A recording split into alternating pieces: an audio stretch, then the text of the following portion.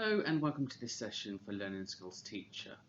So the aim of this session is to give you an overview of the apprenticeship standards and to give you some idea about what the role's for, the learning activities that's going to take place, what the on-programme requirements are, and then the progression points afterwards.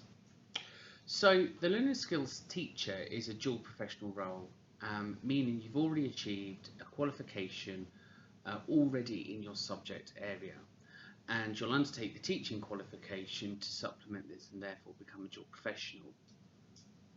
You'll ideally be teaching young people or adults working within the FE sector. You could be working in a college or in a private training provider. The apprenticeship is split into three areas of professional behaviours, teaching skills and then learning skills. The on-programme requirements for this qualification are as follows. You must have a competency-based qualification in your vocational subject that you're going to be teaching, as well as a confirmed set of subject knowledges. So if you have a performance qualification, you'll ideally need a subject knowledge qualification to the same level, or alternatively a degree on the area that you're going to teach. You have to have a willingness to continue continual professional development and upskill.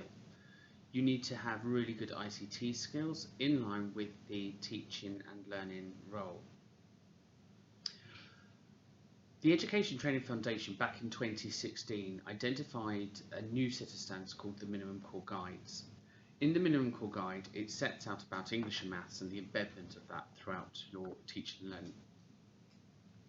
Therefore, it sets out the fact that you must have English and Maths at a minimum of level 2 or alternative qualifications, so that's your GCSEs or any other substitutes for that.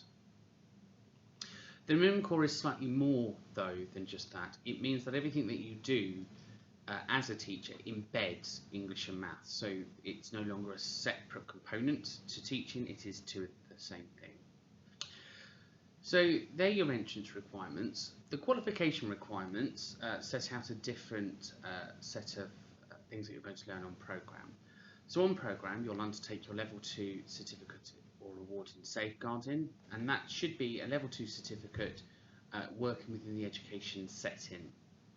You'll have your level 5 diploma in education and training, or an equivalent. So you may have already done a PGCE or something else, but on this programme with us, you will be covering the diploma in education and training. Now, the requirements for that diploma require you to do roughly 8 to 9 units worth of knowledge. You have 100 hours of teaching to record. 8 hours of that teaching must be observed and to be seen at a grade 2 and above when you have your observations. You're required to write a curriculum, so a scheme of work, and then under that you're required to produce the teaching and learning resources and then the assessment material that underpins that. You should be able to peer review and conduct OTLAs as well. So a variety of activities for your diploma in education and training. Once you've completed your on-programme qualifications, and you end up going towards your assessment and your endpoint, you'll then look at the endpoint process. Now, the endpoint process for the qualification and the programs that you're doing is a teaching observation and then a professional discussion.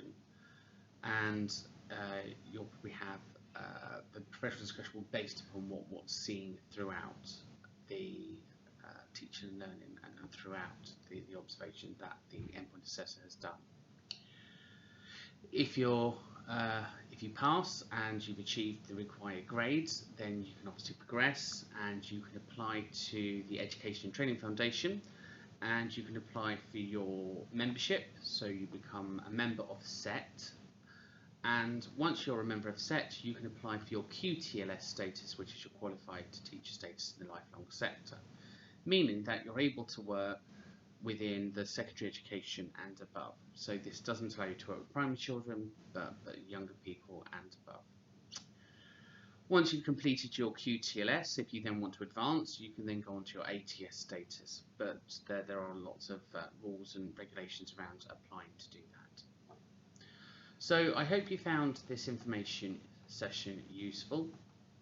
Just click down below and you'll see the qualification guide, the qualification handbook and the link to the Institute for Apprenticeships. You'll have a really good idea about how the programme works and the lessons and the materials and the online resources. If you need any further support, advice or guidance, please contact your Learner Support Officer who will help to facilitate any of those concerns that you have. Or alternatively, you can drop me an email or apply and contact me through your request bar in your my correspondence in your online portal once you're approved. It leaves me just to say I wish you all the best of luck. Please watch the next video about getting started and then how your application's progressed. So I wish you all the best of luck, and hopefully I'll look forward to seeing you in the future.